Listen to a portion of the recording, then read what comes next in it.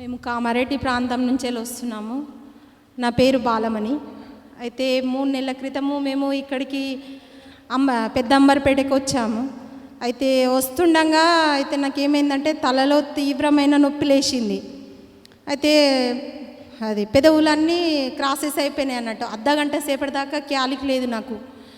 అయితే మళ్ళీ చర్చికి వెళ్ళి ప్రాఫిట్ డాడీతో ప్రేయర్ చేయించుకుంటే, అంతకుముందు నాకు ఎన్నోసార్లు ఈ కుడి సైడ్కు చాలా తిమ్మిళ్ళు వచ్చేది, కానీ నాకు అర్థం కాలేదు ఎట్లా తిమ్మిళ్ళు వస్తున్నాను. ఎనీ టైం వస్తుండే.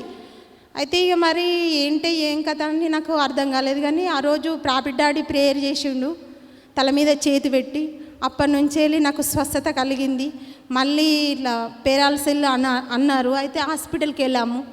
మా మామయ్య డాక్టర్ అన్నట్టు. అయితే ఇట్లా అయింది. మరి ఒక అరగంట సేపు నాకు మూతి వంకర వేయింది, అసలు నాకు క్యాలిక్ లేదు అని నేను చెప్పగానే, లేదు నీకేమో అయింది, నెత్తిలా బ్లడ్ బ్లాక్ అయిపోయినట్టుంది, నువ్వు టెస్టులు చేయించుకొచ్చుకోవాలంటే టెస్ట్కి వెళ్ళినాం. టెస్ట్కి వెళ్తే అక్కడ ఏం వెళ్ళలేదు, నార్మల్ రిపోర్ట్ వచ్చింది. దేవునికి స్తోత్రం కలుగు. ప్రాఫిట్ డాడీ నా తల మీద ఎప్పుడైతే చేతి పెట్టి ప్రార్థన చేసిండో అప్పటి నుంచి వెళ్ళి ఈ తిమ్మిళ్ళు అన్నిటిది రావడం బంద్. మళ్ళీ ఇంకొకటి ఏంటంటే, నేను ఎనీ టైం ఈ స్పెట్స్ పెడతాను.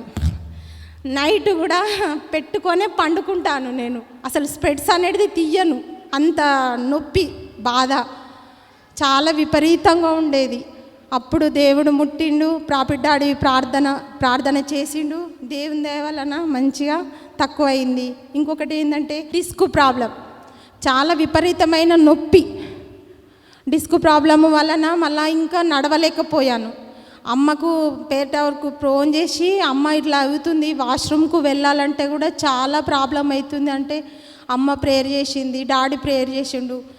ఇక నడవలేని స్థితిలో ఉన్న నన్ను అమ్మ దయ వలన, అమ్మ ప్రేయర్, అమ్మ ఆ రోజు ఏడుస్తూ ప్రేయర్ చేసి, అమ్మ నీకు వందన.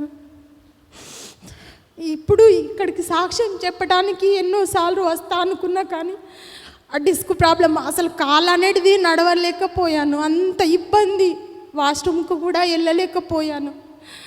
అలాంటి నన్ను దేవుడు ముట్టి స్వస్థపరిచే, అమ్మ ప్రార్థన వలన, డాడీ ప్రార్థన వలన నేను బాగు చేసిండు దేవుడు. దేవుడు దీవించును గాక.